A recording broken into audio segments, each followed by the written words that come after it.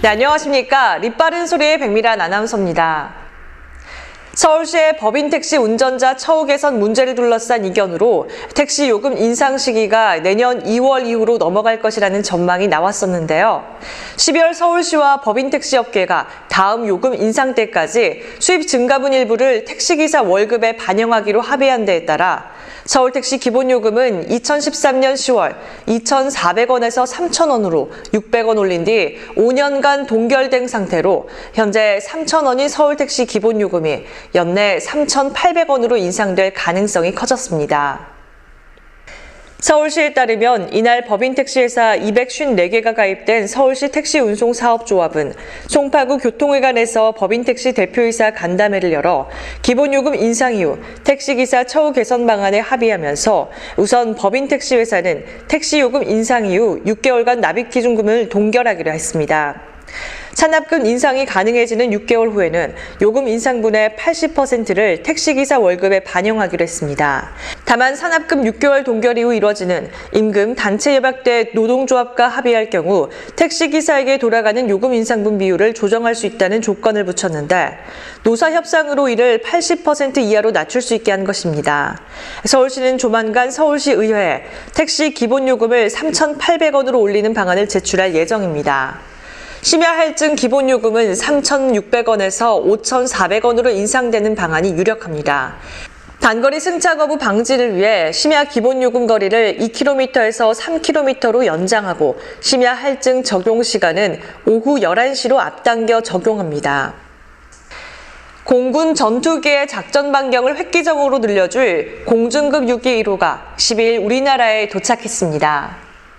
공군의 한 관계자는 이날 공군 사상 최초로 도입되는 공중급유기 1호가 오늘 오후 2시께 김해 공군 기지에 도착했다며 1개월 동안 수락 검사를 받은 뒤 다음 달부터 전력화된다고 밝혔습니다. 공군은 수락검사 기간 공중급유기를 띄워 F-15K와 KF-16 전투기에 실제 공중급유를 시도할 계획입니다. 우리나라가 도입한 공중급유기는 유럽계 업체인 에어버스 DNS사의 A330 MRTT로 내년에 3대 추가 도입 예정인데 공중급유기 4대 도입에 약 1조 5천억인 예산이 듭니다. A330 MRTT에 적재할 수 있는 최대 연료량은 24만 파운드로 공군은 이미 공중급유기 조종사와 정비사, 급유 통제사 등을 선발해 사전 교육을 마쳤습니다. 급유 대상 기종은 공군의 주력 전투기인 F-15K와 KF-16 이외에 내년부터 2021년까지 40대가 도입될 F-35A 등입니다. 공중급유기 전력화로 우리 공군 전투기의 공중작전 시간은 1시간 이상 늘어나게 되며 공중급유기 기종 결정은 2015년 6월 30일에 열린 제89회 방위사업추진위원회에서 이뤄졌습니다. 북한 조선중앙통신은 당시 우리 공군의 공중급유기 도입 결정에 대해 전쟁 범죄 행위라며 강하게 비난한 바 있습니다. 이번 공중급유기 1호 도입에 대해서도 북한이 반발할지 주목됩니다. 문재인 대통령은 한국 사회에서 비정규직 문제를 해결하지 않고는 함께 사는 포용국가를 이룰 수 없다면서 함께 잘 사는 포용국가를 만들겠다는 말을 수도 없이 되풀이했습니다. 민주노총 소속 비정규직 대표단 100인은 전태일 열사 48주기를 하루 앞둔 12일 정부 서울청사 앞에서 기자회견을 하고 파견법, 기간제법 폐기와 공공부문 정규직 전환 등을 촉구하며 문 대통령과 만나 대화하고 싶다고 밝혔습니다. 김수혁 기아차 비정규직 지회장은 뒤이어 많은 기업의 비정규직 노동자들이 마이크를 잡고 잇따라 서러움을 토로했습니다.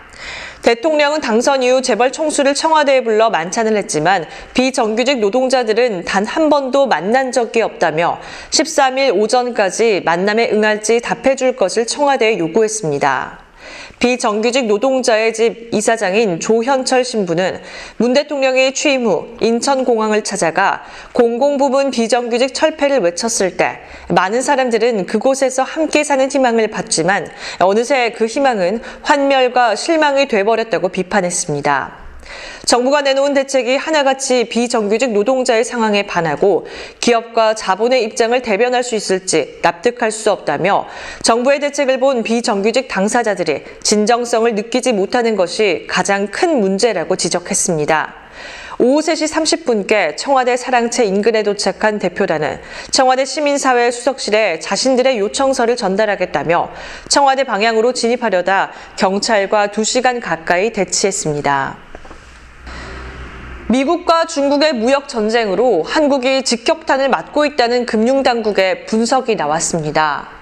기존 수출 산업을 구조조정하고 새로운 성장 동력을 만들어야 한다는 해결책도 제시됐는데 김용범 금융위 부위원장은 12일 대한상의 초청 글로벌 경제와 한국 금융 강연에서 이같이 밝히면서 현재 글로벌 금융시장의 투자 심리 위축 요인으로 글로벌 유동성 축소에 따른 경기 침체 가능성과 미중 무역 분쟁에 따른 성장률 하락 우려를 꼽았습니다.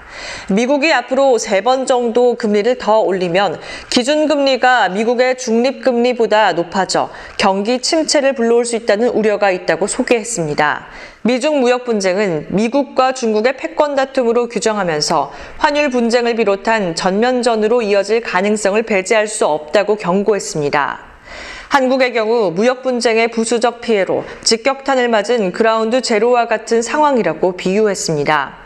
국제통화기금이 내년 한국의 성장률을 글로벌 평균이나 미국, 중국보다 더 많이 하향 조정한 것도 이런 맥락으로 해석했습니다. 김 부위원장은 한국은 무역 분쟁 진행 상황에 따라 가장 크게 영향을 받을 수 있는 국가이므로 사전에 철저히 점검하고 대비해야 한다고 강조했습니다.